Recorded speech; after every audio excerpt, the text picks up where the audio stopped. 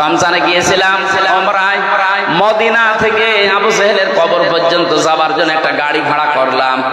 মদিনার স্থানীয় ড্রাইভার, ভাড়া মিটিয়ে বললাম ভাই কত দেরি হবে আসতে। এবার আমারে বলছে ইয়া হাজিউল হজ্জা তাই না বিলাদুকা, ও হাজি দেশ কোথায়? আমি চিতুমিন বাংলাদেশ, বাংলাদেশ থেকে এসেছি। আমারে বলছে হারামি। হারামি মানে আপনাকে বলি নাই, আপনার দেশে যে মহিলা আছে ওই মহিলা হারামি। তো ঠিক আছে, আপনি গালি দেন, আমারে আরো দরকার হয় ধার করেন, আমিও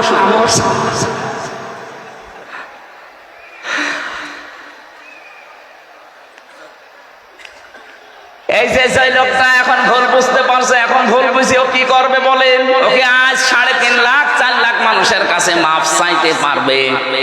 আর যদি 3.5 লাখ 4 লাখ মানুষের কাছে মাফও চায়, যারা মারা গেল ওদের কাছে চাবে কি করে?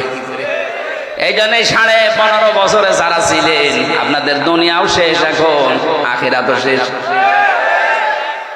কারণ আপনি তো স্বীকার করতে পারছেন না। দ্বিতীয় নম্বরে আর একটা পদ্ধতি আছে, আপনি যে অপরাধটা করলেন এই অপরাধের জন্য অনুশোচনা করে অনুতপ্ত হয়েছে, ক্ষতিটা যার করেছেন তার কাছে ওই ক্ষতিপূরণ পৌঁছিয়ে দেবেন। কথা বোঝেননি? আপনি আমার এই যে আমি 3 বছর জেলে ছিলাম, কয়েকদিন আগে আমার মামলা খারিজ হয়ে গেছে। আদালত আমার মামলা দেখার পরে এভাবে বলছে কি দিয়ে বিচার করব, কোনো মাল পাচ্ছি না, যা সব খারিজ করে দিলাম। বলেন তো আদালত এই যে আমাকে নির্দ্বিধায় সব মামলা থেকে অব্যাহতি দিয়েছে, একেবারে বেকসুর খালাস, আমার কোনো দোষ পাইনি, আমি নিরপরাধ নির্দোষ। কথা বলেন না?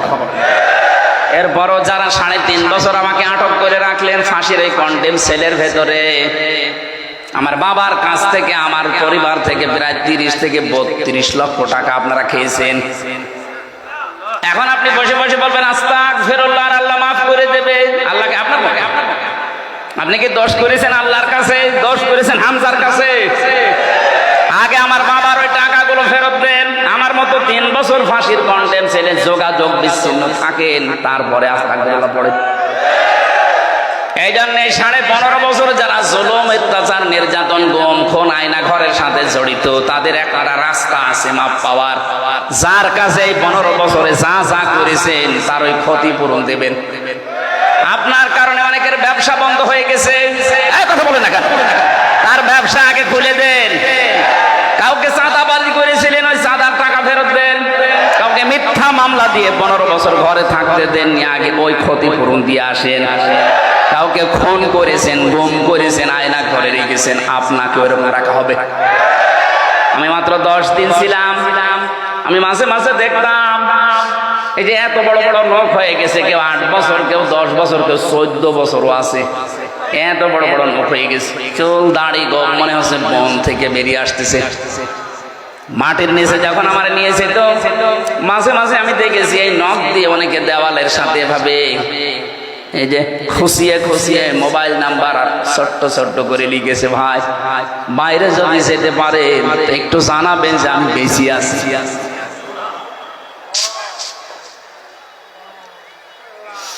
অথচ মাথার উপর দিয়ে মনে হচ্ছে গাড়ি ঘোড়া চলছে, মানুষজন চলাফেরা করছে, খালি আওয়াজ পাওয়া যেত, কিন্তু কোথায় জানি না। আমরা 11 ঘন্টা টাঙিয়ে রেখেছিল, মাথায় দড়ি দিয়ে, কালো কাপড় চোখ বেঁধে, পেছনে হাত বেঁধে দিয়েছে হ্যান্ডকাপ দিয়ে, ডান্ডা বেরি পরিয়ে। ওরা নিজেরাও বলছে আপনার কোনো দোষ নেই, আমরা জানি, টাঙিয়ে রাখলেন কেন? আমার 4 ওয়াক্ত নামাজ ওরা পড়তে দেয়, আমি আন্দাজে নামাজ পড়েছি, জানি না যে কোথায় আছে।